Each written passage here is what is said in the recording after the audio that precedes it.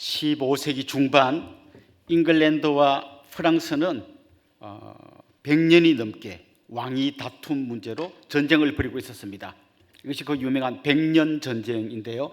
이 전쟁이 주로 프랑스 땅에서 일어났기 때문에 프랑스는 그 당시에 완전히 황폐화되어 있었습니다. 그런데 이때 혜성같이 나타나 프랑스를 구해낸 사람이 있었습니다. 그 사람은 장군도 아니고 무슨 유명한 정치인도 아니었습니다. 더욱이 남자도 아니었고 성인도 아니었습니다. 17살 어린 소녀 잔 다르크였습니다. 이 잔 다르크는 하나님께서 자기를 보내셔서 이 프랑스를 구하라고 하셨다라고 하면서 등장해서 이 프랑스 군대의 사기를 엄청나게 높였고 결국 전쟁에서 승리를 거두게 되었습니다. 그런데 나중에 결국 이 잔 다르크는 포로의 신세가 돼가지고 잉글랜드 군대에 넘겨지게 됩니다. 잉글랜드 군대에서는 이 여인을 어떻게 처리할까 굉장히 고민했는데 결국 이렇게 됐습니다. 이 소녀는 하나님의 계시를 받은 게 아니라 아주 악한 마귀와 이렇게 교감한 마녀다 이렇게 몰아붙여서 결국에는 마지막에는 화형시켜 버립니다. 누구를 마녀로 모는 이런 풍습은 이때 끝난 게 아닙니다. 계속해서 이런 것들이 있었는데요. 학자에 따라서 다양한 의견이 있습니다만은 대체적으로 1450년부터 1570년 이 사이에 마녀라고 판결나서 화형당한 사람이 약 4만 명에서 6만 명 정도 되었다고 합니다. 나중에 보면요, 그냥 자기가 마음에 안 들고 미워하는 사람이 있으면 자꾸 마녀라고 몰아붙여갖고 이렇게 죽게 만들기도 하고요. 또 그 역사에 보면 마녀 감별사도 있어요. 척 보면 압니다. 딱 보면 이 사람 마녀다. 왜 마녀냐? 그 사람이 갖다 붙이는 대로 그게 증거가 되는 거죠. 마녀라고 몰린 사람은 어떻게 해야 될까요? 자기가 마녀가 아니라고 계속해서 증명하고 얘기하고 큰소리치고 울고 막 하지만 그래도 마녀라고 몰아붙이는 사람을 이겨먹을 방법이 없습니다. 결국 그들은 마녀로 몰려가게 되는 거죠. 자기가 마녀라고 자백하고 빨리 죽든지 아니면 마녀가 아니라고 버티다가 고문당하고 힘들게 죽든지 어쨌거나 죽음으로써 자기가 자기 인생을 끝내는 방법 말고는 빠져나올 방법이 없었던 겁니다. 사실 그 이후에도 근세에 이르기까지 저 미국에서도 마녀 사냥이 꽤 많이 있었고요. 마녀 재판 이런 것들이 많이 있었습니다. 전 지금도 이 마녀 사냥은 계속되고 있다고 생각합니다. 한 10몇 년 전인 것 같은데요. 이선웅이라고 하는 가수가 있습니다. 여러분 처음 들어보셨죠? 타블로라고 하면 아마 많이 들어보셨을 겁니다. 이선웅 예명이 타블로인데 타블로가 어디 방송에 나와가지고 자기가 미국의 저 유명한 대학 스탠포드 대학을 졸업했다고 이야기를 했습니다. 근데 많은 네티즌들 중에 아니 미국 사람도 들어가기 힘든 그 스탠포드 대학에 저 가수가 들어갔다고? 나 못 믿겠다 이래가지고 이 사람이 진짜 그 학교를 졸업했는지 졸업 안 했는지를 막 조사하면서 이 사람 거짓말했다, 이 사람 스탠포드 대학을 졸업하지 않았다 이렇게 주장하는 사람들이 나왔습니다. 그리고 타블로에게 진실을 요청합니다 이렇게 하면서 그런 어떤 그 모임을 만들었습니다. 줄여서 타진요라고 하는 모임을 만들어서 타블로가 스탠포드 대학 졸업 안 한 걸 밝히기 위해서 이 타진요 이 회원들이 열심히 찾아냈습니다. 그 회원이 무려 30만 명에 이르렀다고 해요. 30만 명 되는 사람이 타진요 지금 거짓말하는 증거를 찾기 위해서 막 찾는 거예요. 그리고 이 타블로가 답답해가지고 자기가 그 스탠포드 대학 다닐 때 받았던 성적 증명서를 보여줍니다. 이건 다 위조된 거다. 안 믿어요. 그리고 나중에는 MBC에서 그 스탠포드 대학을 찾아가가지고 거기 교수님들, 동문들, 학생들 인터뷰하고 했는데 그래도 안 믿어요. 또 나중에 출입국 관리진 하여튼 온갖 증거를 다 갖다 대는데 다 조작됐다. 안 믿고 하니까 아무리 증거를 갖다 대도 안 믿는 데는 이길 방법이 없어요. 그 와중에 이 타블로는 점점 자기 일자리를 잃어가고 자기 아버지는 간암으로 죽고 어머니는 미용실 하다 문 닫아야 되고 그 사람들은 굉장히 어려움을 당하는데도 불구하고 끊임없이 이 사람은 가짜다고 몰아붙이니까요. 결국 나중에는 안 돼서 이제 고소하고 재판까지 합니다. 결국 마지막까지 이 사람이 스탠포드 졸업한 게 맞지만 아니라고 끝까지 우기다가 재판해가지고 이 형을 산 사람이 9명이나 된대요. 여러분, 이건 아주 특별한 케이스입니다만은 어쩌면 여기는 우리 모두도 알게 모르게 이런 일에 가담하고 있습니다. 누가 뭐라고 말해도 안 믿어요. 그냥 누가 무슨 증거를 갖다도 난 안 들어요. 끝까지 이 사람은 문제가 있다라고 몰아붙이는 여기에 아주 크게 가담하든지 아니면 혼자 속으로 조용히 저 사람은 아니야, 문제가 있어, 내가 알아서 판단하고 정지하든지 우리도 모르는 사이에 끊임없이 이런 일에 말려 들어가고 있다는 거죠. 요즘 아이들이 많이 쓰는 말 중에 답정너라는 말이 있습니다. 답은 정해져 있고 너는 대답만 하면 돼. 이미 답은 정해져 있어요. 너는 나쁜 놈이야, 그럼 나쁜 놈인 거예요. 너는 그냥 맞다고 대답만 하면 돼. 이게 답정너입니다. 오늘 우리가 읽은 이 성경 말씀에 보면, 그리고 지난주 그전주 계속 말씀해 보면 예수님 주위에도 이런 사람들이 많이 있었습니다. 예수님께서 하시는 일을 보고 그 말씀을 듣고 감동받고 정말 변화되고 천국을 경험하는 너무나 감격적인 삶을 사는 사람들이 있었는가 하면 반대로 예수님이 뭐라고 말을 해도 귀를 막고 듣지 않는 사람들, 아무리 예수님께서 진리를 선포하고 하나님 나라의 복음을 전해도 귀를 막고 있었던 사람들이 있었습니다. 대표적인 사람들이 바리새인, 서기관, 이런 사람들이었죠. 그들이 볼 때 예수님은 정말 마음에 안 드는 행동을 많이 했던 거예요. 그들이 제일 싫어했던 세리, 창녀, 이런 죄인들과 함께 예수님이 식사를 하시고 먹고 마시는 걸 보고 야, 저 사람은 죄인들과 함께 먹고 마시는구나 손가락질하고 비난했습니다. 예수님께서 안식일 날 병자를 고치는 걸 보고 저 사람은 안식일을 어기는 사람이야. 그리고 어떻게 합니까? 나중에는 자기들끼리 작당해서 저 사람을 죽이자, 이렇게 작당한 얘기도 나옵니다. 예수님께서 귀신을 쫓아냈을 때 그들이 뭐라고 합니까? 와, 놀랍다라고 하는 대신에 예수님은 지금 사탄, 그 바알세불과 결합해가지고 바알세불의 손을 잡고 바알세불 사탄과 한패가 되어서 저 귀신을 쫓아내는 거다. 예수님을 그야말로 마녀 사냥하듯이 몰아붙인 사람들도 있었습니다. 그들은 이미 답을 정해두었습니다. 예수님은 안식일을 어긴 자고 죄인과 식사하는 자고 저 사람은 문제 많은 자야, 저 사람을 죽여야 돼. 답을 정해놓고 끊임없이 죽일 증거를 찾아내려고 혈안이 되어 있었던 그런 이야기가 오늘 본문에 기록되어져 있습니다. 자, 지금까지 이런 이야기가 계속 진행되고 있었는데 특별히 오늘 본문에 보면 바리새인과 서기관 몇 사람이 예수님을 찾아와서 이야기를 하는 내용이 나오는데요. 뭐라고 하는가 하면 우리에게 표적을 보여주세요, 이렇게 이야기합니다. 표적을 보여주세요. 표적, 이런 표적이 뭐죠? 표적과 이적은 비슷한 말이잖아요. 비슷한 말인데 이적과 표적은 약간 뉘앙스가 다릅니다. 이적은 뭔가 기적이 일어나는 거죠. 기적이 일어나는 걸 이적이라고 부르는데요. 표적은 뭔가 하면 이런 기적을 통해서 무언가를 증명해내는 게 표적이에요. 예를 들면 요한복음에 보면 표적이란 말이 제일 많이 나오는데요. 예수님께서 오병이어의 기적을 행하셨습니다. 그런데 이거는 예수님께서 자신이 바로 생명의 떡이라는 것을 보여준 표적인 거예요. 예수님이 생명의 떡이라는 걸 오병이어의 기적을 통해서 보여줬기 때문에 그걸 표적이라고 그러는 거예요. 맹인의 눈을 뜨게 해주셨는데 기적이잖아요. 이 기적은 단지 눈을 뜨게 해준 기적이 아니라 예수님이 세상의 빛이라는 것을 증명해 준 표적인 거예요. 자, 이게 표적이란 말이죠. 그런데 지금 바리새인과 서기관 몇 사람이 와서 예수님에게 표적을 보여달라고 말합니다. 그럼 무슨 말인가 하면 당신이 뭔가 기적을 일으켜서 당신이 진짜라는 걸, 당신이 메시아라는 걸 증명해 보시오, 이렇게 이야기하는 겁니다. 마가는 이걸 아주 이 본문하고 같은 내용을 기록한 본문에서 이 사람들이 순수한 마음으로 온 게 아니라 예수님을 시험하기 위해서 왔다고 아주 깨놓고 이야기를 합니다.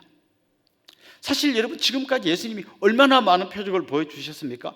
이미 중풍병자를 고치시고 맹인의 눈을 뜨게 하시고 그 다음에 귀신을 쫓아내시고 죽었던 소년을 살려내시고 수많은 표적을 보여주셨습니다. 그럼에도 불구하고 그들은 그걸 보면서 전혀 마음에 감동을 받지 않고 이건 귀신과 손잡고 하는 거야, 이 사람을 죽여야 돼, 계속 이런 반응을 보였잖아요. 그런 그들이 또 예수님을 찾아와가지고 또 표적을 보여달라고 이야기합니다. 그러니까 이들은 지금 표적을 못 봤어요, 그런 게 아니라 이미 답을 정해놓은 거예요. 이 사람 죽여야 된다. 그 표적 보여달라고 하면 뭔가를 할 텐데 거기서 뭔가 문제가 뭔지를 찾아내가지고 이 사람을 죽이자. 아마 이러려고 지금 그들은 찾아와서 예수님에게 표적을 보여주세요, 이렇게 요청을 하고 있는 겁니다. 그때 예수님께서 아주 단호하게 이들에게 대답하셨습니다. 39절 우리 같이 한번 읽어봅시다. 예수께서 대답하여 이르시되 악하고 음란한 세대가 표적을 구하나 선지자 요나의 표적밖에는 보일 표적이 없느니라. 여기 보면 예수님이 이렇게 말하죠. 악하고 음란한 세대가 표적을 구한다. 이 악하고 음란하다는 말이 무슨 뜻일까요? 여러분, 악한 사람 하면 어떤 이미지가 떠오르십니까?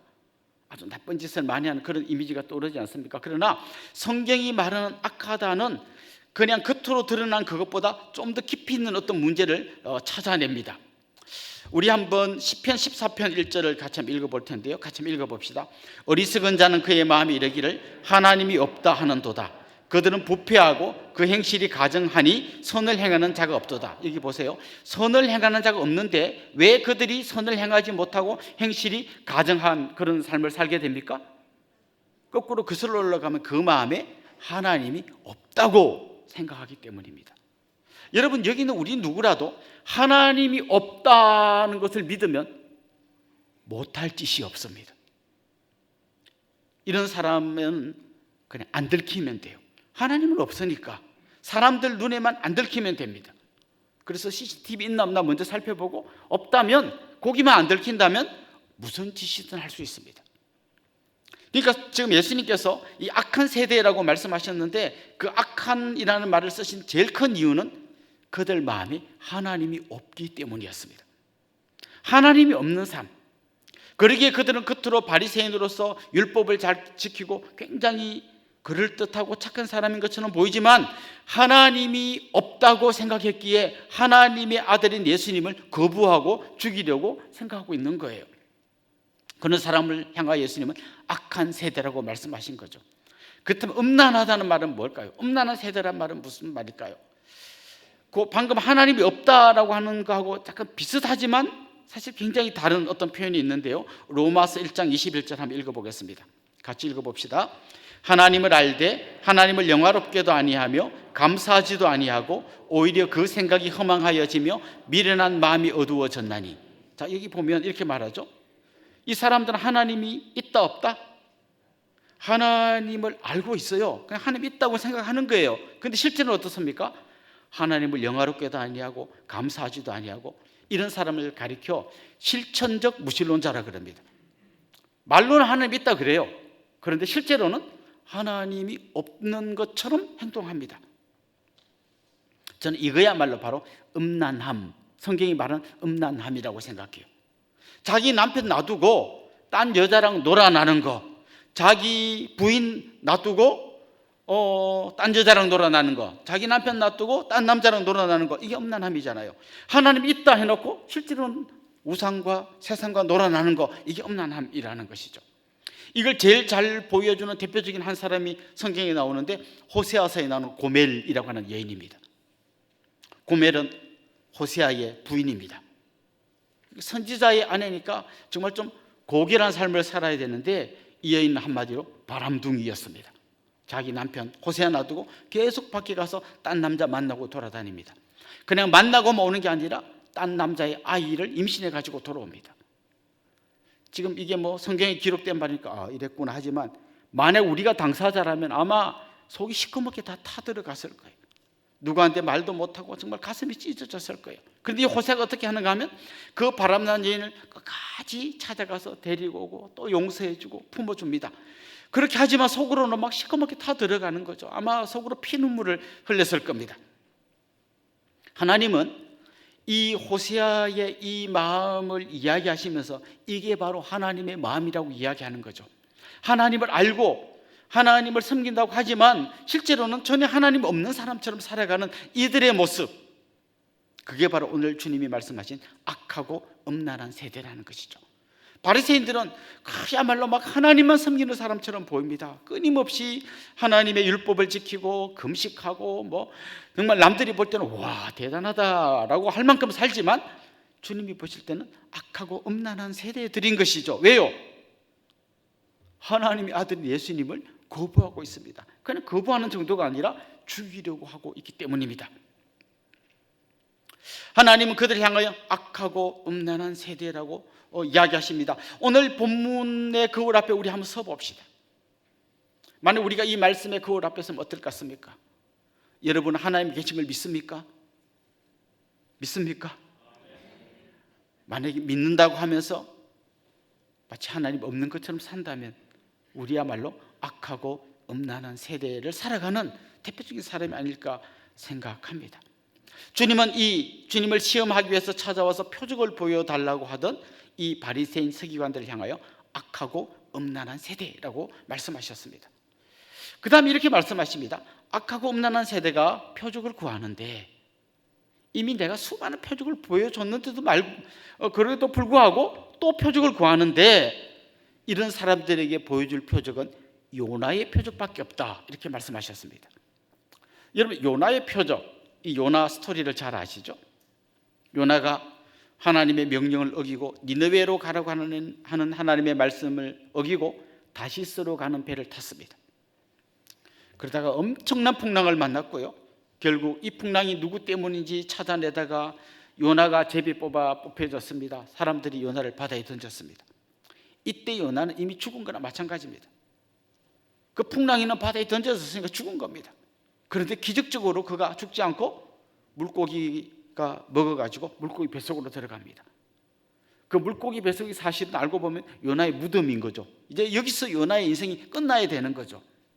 그런데 그가 기적적으로 다시 밖으로 나옵니다. 그리고 어찌할 수 없어서 하나님의 말씀에 순종해서 니느웨에 가서 하나님의 말씀을 전했습니다. 이게 요나의 이야기입니다. 지금 예수님께서 이 요나의 이야기를 하는 겁니다. 그동안 수없는 표적을 보여줬는데 그걸 믿지 못하고 또 표적을 보여달라는 여러분, 이제 더 이상 보여줄 표적은 요나의 표적밖에 없습니다. 이 말이 무슨 말일까요? 예수님께 설명해 주시죠. 요나가 물고기 뱃속에 들어가서 3일 만에 나온 것처럼 예수님도 십자가를 지시고 죽으시고 무덤에 들어가셨다가 3일 만에 부활하실 것을 말씀하신 거예요.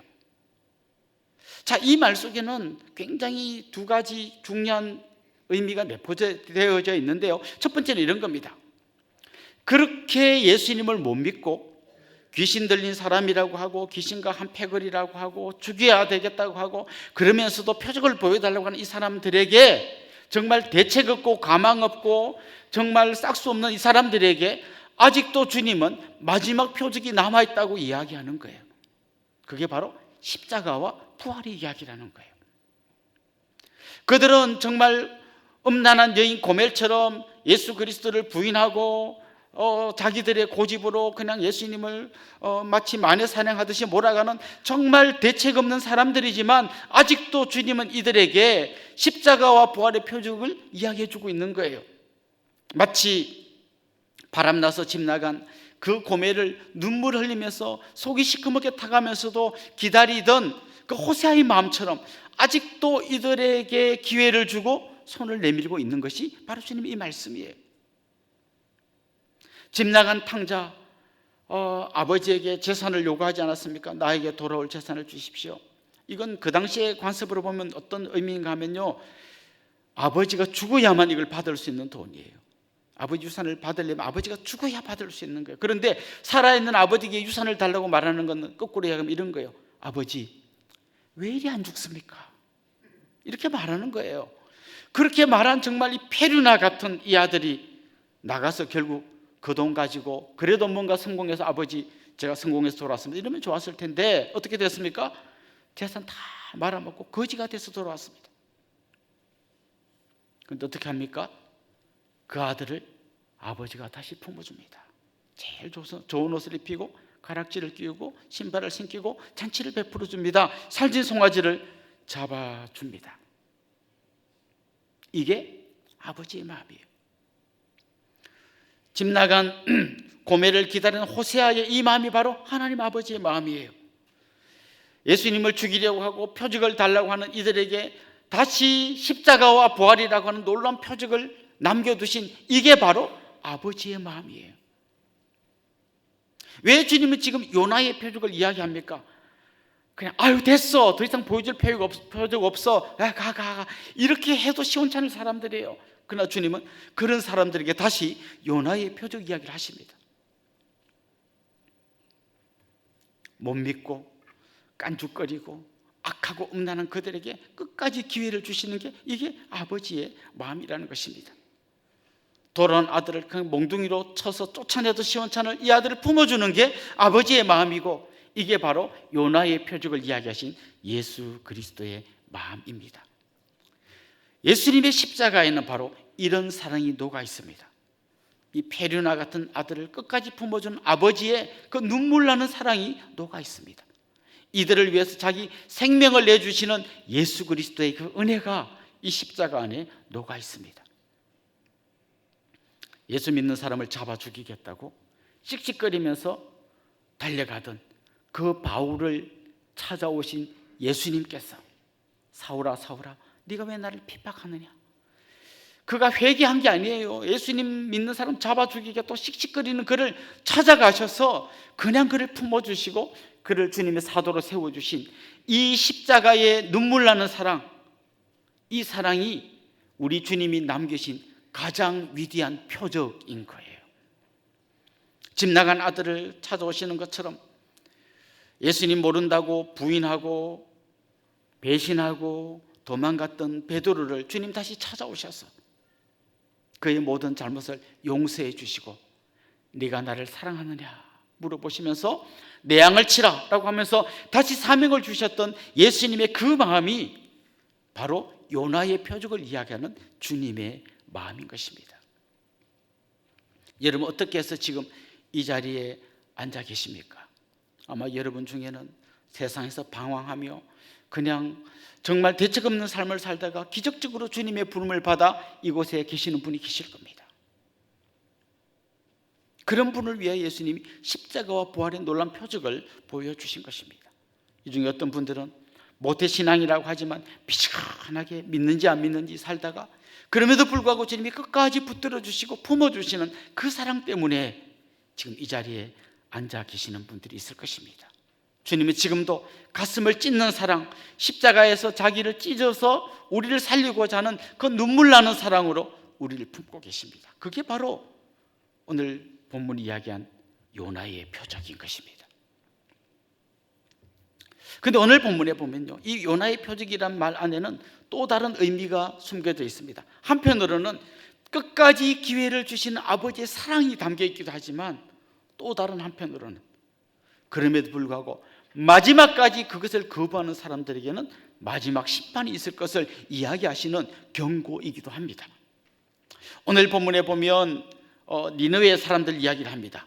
요나가 기적같이 다시 물고기 뱃속에서 나와서 니느웨에 가서 하나님의 말씀을 전했을 때 그 니느웨 사람들이요 자기 옷을 찢고 회개하면서 하나님께로 돌아왔습니다. 그들은 물고기 뱃속에서 나온 이 요나의 표적을 보고 하나님께로 돌아왔습니다.